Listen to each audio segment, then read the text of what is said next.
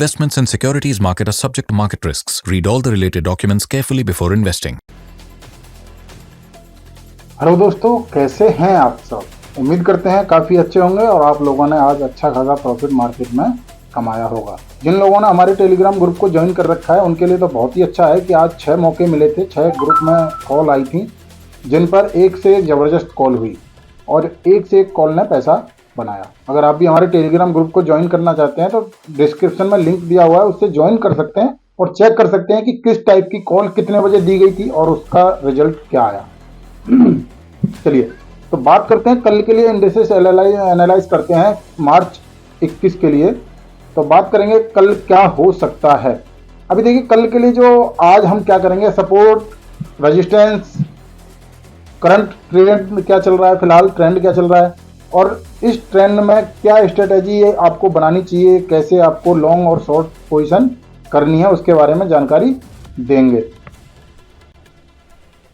तो सबसे पहले करेंगे निफ्टी का एनालिसिस। निफ्टी के एनालिसिस की बात करें तो अभी जो ट्रेंड चल रहा है निफ्टी का वो है पॉजिटिव ट्रेंड चल रहा है फिलहाल। और स्टॉप लॉस अगर आप लॉन्ग पोजीशन किए हुए हैं तो 22,854 के स्टॉप लॉस के साथ आप लॉन्ग पोजीशन अपनी बरकरार रख सकते हैं। 22,854 के बाद आप अपनी लॉन्ग पोजीशन से स्टॉप लॉस लगा सकते हैं। यहाँ पर हम खरीदने और बेचने की सलाह नहीं दें, ये हमारी व्यक्तिगत राय है। आपका मानना नहीं मानना आपके ऊपर डिपेंड करता है। अपने फाइनेंशियल एडवाइजर से सलाह ले सकते हैं। चलिए दूसरी बात करें शॉर्ट पोजीशन एंट्री। अगर आपको शॉर्ट पोजीशन में एंट्री करना है तो 22,854 के बाद ही, जब 22,854 को क्रॉस कर देगा नीचे की तरफ, उसके बाद ही कोई शॉर्ट एंट्री करने की उम्मीद है। बात करते हैं सपोर्ट लेवल्स की। सपोर्ट है 23,038 पर पहला सपोर्ट है, 22,884 पर दूसरा सपोर्ट है और 22,795 पर तीसरा सपोर्ट है दोस्तों। अगर बात करूं रेजिस्टेंस की तो निफ्टी का रेजिस्टेंस, पहला रेजिस्टेंस है 23,280 पर, दूसरा रेजिस्टेंस है 23,370 पर और तीसरा रेजिस्टेंस है दोस्तों 23,523 पर। यहीं से बात करेंगे बैंक निफ्टी एनालिसिस की। तो बैंक निफ्टी का अगर करंट का ट्रेंड देखा जाए तो फिलहाल ट्रेंड जो चल रहा है वो पॉजिटिव चल रहा है। स्टॉप लॉस अगर आपने लॉन्ग पोजीशन लगा होल्ड की हुई है तो आप 39,424 तक लॉन्ग पोजीशन को होल्ड कर सकते हैं। अगर 39,424 को क्रॉस करता है तो नीचे की तरफ नई पोजीशन बन सकती है शॉर्ट पोजीशन। अगर आप बनाना चाहते हैं तो फाइनेंशियल एडवाइजर की सलाह के साथ बनाएं। सपोर्ट लेवल्स की बात करूं तो 49,838 का पहला सपोर्ट है, दूसरा सपोर्ट 49,613 पर और तीसरा सपोर्ट है 49,454 पर।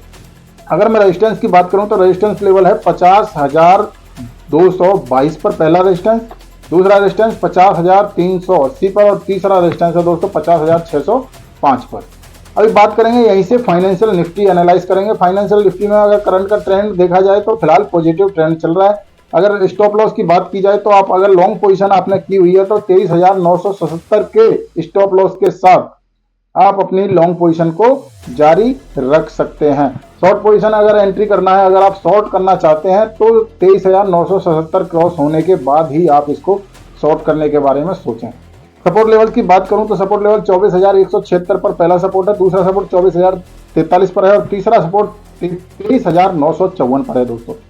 अगर बात करें रेजिस्टेंस की तो रेजिस्टेंस है, पहला रेजिस्टेंस है 24,397 पर, दूसरा रेजिस्टेंस है 24,486 पर और तीसरा रेजिस्टेंस है 24,619 पर दोस्तों। चलिए यहीं से बात करेंगे मिड कैप निफ्टी की। तो मिड कैप निफ्टी का जो करंट का ट्रेंड है, जो पॉजिटिव ट्रेंड चल रहा है, अगर आपने कोई लॉन्ग पोजीशन करी हुई है तो 11,135 का स्टॉप लॉस रख के लॉन्ग पोजीशन को जारी रख सकते हैं। अगर आपको शॉर्ट करना है तो 11,135 के बाद ही शॉर्ट करा जाएगा mid cap Nifty. Support level की बात करूं तो 11,276 पर पहला सपोर्ट है, दूसरा सपोर्ट है 11,187 पर और तीसरा सपोर्ट है 11,101 पर। अगर रेजिस्टेंस की बात की जाए तो 11,415 पर पहला रेजिस्टेंस है, दूसरा रेजिस्टेंस 11,537 पर और तीसरा रेजिस्टेंस 11,626 पर। ये लेवल्स आप मार्क करके रख सकते हैं और कल के मार्केट में आप इनका फायदा उठा सकते हैं। बात करते हैं सेंसेक्स एनालिसिस की।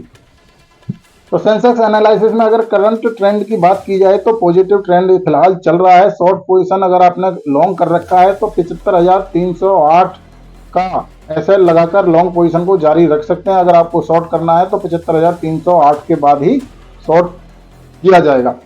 अगर सपोर्ट लेवल्स की बात करूं तो सपोर्ट लेवल 75,870 पहला सपोर्ट, दूसरा सपोर्ट 75,391, तीसरा सपोर्ट 75,058। अगर रेजिस्टेंस की बात की जाए तो पहला रेजिस्टेंस है 76,641 पर, दूसरा रेजिस्टेंस है 76,935 पर और तीसरा रेजिस्टेंस है दोस्तों 77,413 पर।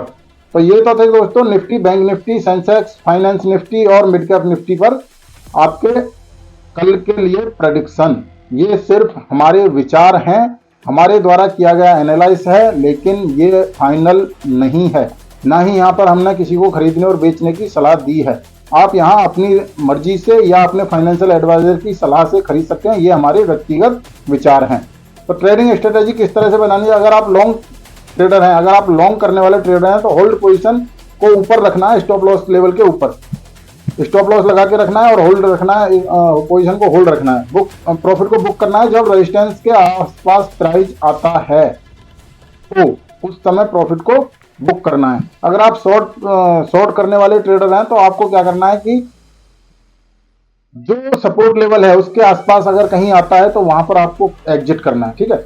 और रिस्क मैनेजमेंट हमेशा आपको रखना है, स्टॉप लॉस आपको डिसिप्लिन के साथ स्टॉप लॉस को मॉनिटर करते रहना है मार्केट में कंटिन्यूअसली, ठीक है।